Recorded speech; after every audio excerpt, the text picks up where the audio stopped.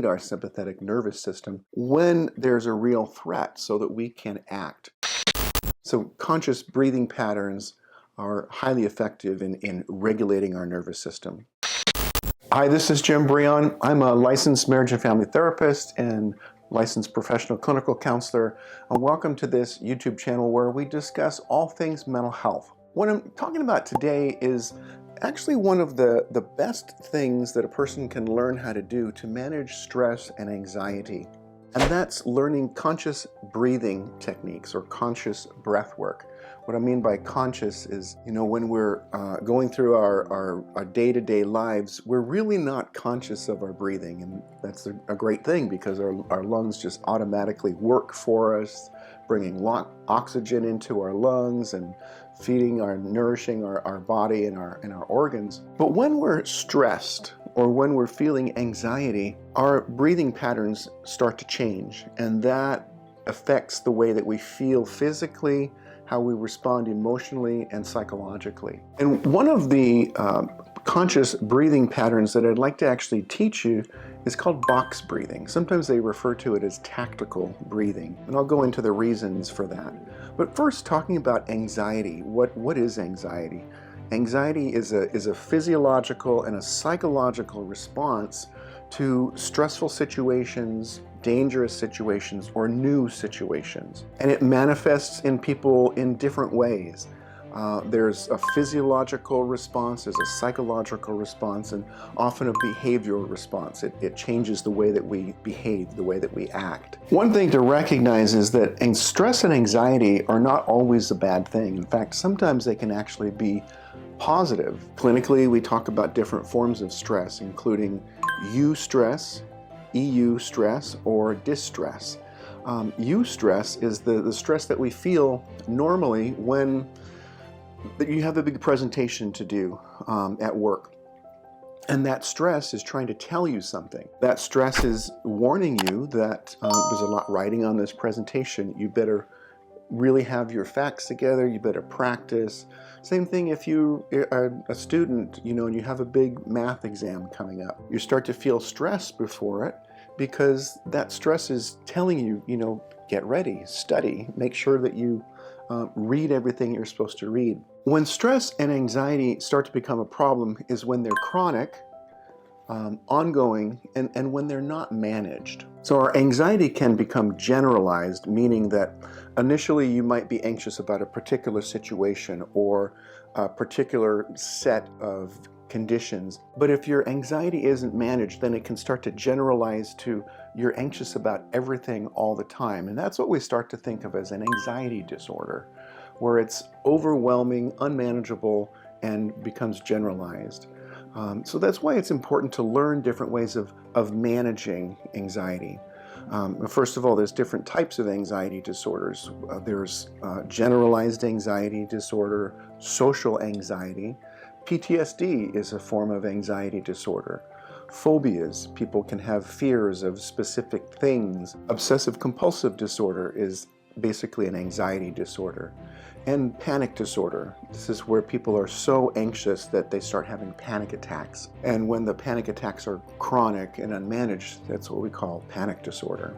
Basically, what happens when we start to feel stress and anxiety is our fight, flight, freeze mechanism starts to become triggered. How the fight-flight mechanism gets triggered is when the brain senses a threat, it starts telling the body that it needs to activate and get ready to either fight, run, or shut down.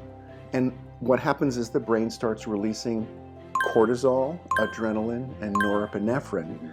And cortisol is a stress hormone. Adrenaline makes everything in your body speed up.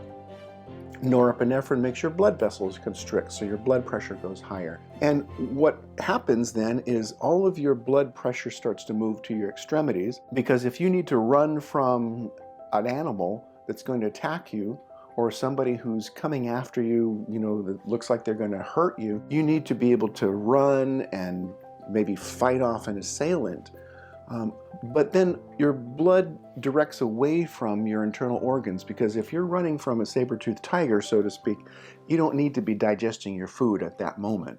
So that's why a lot of people have digestive problems when they're under a lot of stress. This is what we call sympathetic arousal, or the activation of the sympathetic nervous system. And we actually need that fight-flight mechanism. We need our sympathetic nervous system when there's a real threat so that we can act. But in our current world, most of the threats that our brain perceives are not really life-threatening situations, and they are driven a lot by our mind, by our ruminations. And on top of that, the brain has something we think of as a negativity bias, meaning that when something bad happens, your brain remembers that as if your brain is made out of Velcro. But when something positive happens, our brain treats that much more like a non-stick surface. The negativity bias, I think, is something that's worthy of an entire, video of its own. But basically, when our sympathetic nervous system gets triggered, that's our fight, flight, freeze mechanism, we want to know how to engage our parasympathetic nervous system. That's what we think of as the rest and digest mode. If you think of the word parasympathetic, you think of the word parachute. A parachute is something that slowly brings something down. I think that's one good way to think about how the parasympathetic nervous system engages with our mind and our body. When we can engage that rest and digest mechanism in our body, our blood starts to return to the core of our body to feed our internal organs, allow digestion to happen, and other important bodily functions to normalize. And then we can actually start to shift into modes of healing and growth. We can't be in growth mode and bracing fear mode at the same time. Those are two energies that are opposite each other. So when we can get into that rest and digest mode, our brain is telling our body that we're no longer in a threat. There's been lots and lots of research on stress, anxiety, and how we can learn to cope with it. One person whose work I really like is Robert Sapolsky, who teaches at Stanford. He's written a book several years ago called Why Zebras Don't Have Ulcers. Now, he spends a lot of time when he's not at Stanford studying primates in Africa and looking at the way that anxiety and stress happen within social systems. So if you think about the reasons that zebras don't have ulcers, a zebra is basically focused on like four main things: finding food, finding shelter, procreating, and avoiding getting eaten.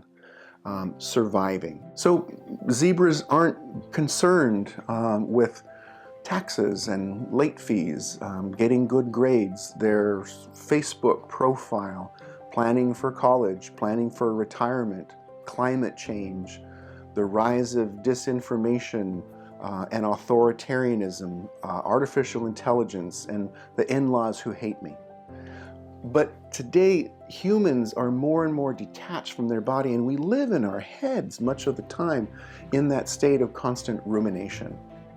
So if we can learn some lessons from zebras and other wild animals about living in the body and not the mind, they know instinctively how to manage stress and anxiety. But that's something that many of us don't know, and we have to learn. So conscious breathing patterns are highly effective in regulating our nervous system. So box breathing is called box breathing because it has four equal elements, much like if you were looking straight on at a box. It's also referred to as tactical breath because it's something that's taught to people in the military so they can calm their nervous system, so they can be better marksmen, so to speak. Box breathing helps you to focus on counting and your breath rather than ruminations, because what you do is a basic, simple process of closing your eyes and breathing and counting to 4, and then holding your breath and counting to 4, and then breathing out and counting to 4, and holding your breath and counting to 4,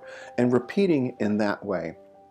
And when you're focused internally on counting and breathing rather than the thoughts running through your mind, it can really help to reduce the physical symptoms of stress and anxiety, bring more oxygen into the body. It helps to reduce inflammation and can lower your blood pressure. And when we can create those situations in our body, it helps to develop more mindful awareness, and you can sleep better, you can think more clearly. So just to quickly demonstrate box breathing, if you're willing to participate in this, what it involves is closing your eyes and just following a pattern. So you can close your eyes, take a couple of deep breaths to just settle into your body, and then begin to just breathe in gently through your nose and count to 4. 1, 2, 3, 4. Hold your breath and count to 4. And then breathe out and count to 4. 2, 3, 4. Hold your breath. 2, 3, 4. And keep that rhythm going, just breathing in, holding your breath, breathing out, holding your breath. See what happens when you do that for a minute or two. Notice what changes you start to experience in your body. If you feel more calm, if you feel more grounded and centered. Box breathing is one way to reduce the activation of the sympathetic nervous system and to create a sense of rest and digest instead of fight and flight. There are other breathing practices you can do as well, including just being aware that when you lengthen your out-breath consciously, that can be really helpful.